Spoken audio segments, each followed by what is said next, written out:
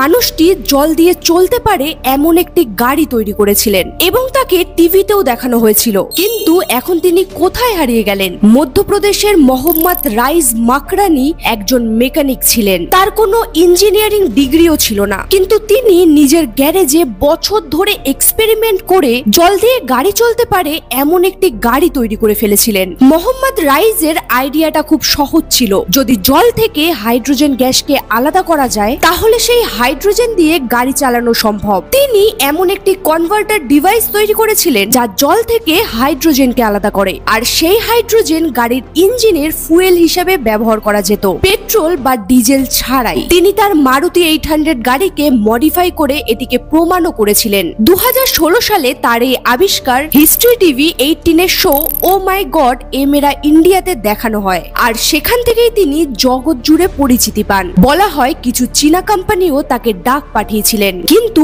Mohammad rise স্পষ্টভাবে বলেছিলেন তিনি মধ্যপ্রদেশ ছেড়ে কোথাও যাবেন না। কিন্তু দুঃখের বিষয় হলো এত সুন্দর উদ্ভাবন করার পরেও তিনি না বিনিয়োগকারীদের সহায়তা পেয়েছেন না সরকারের।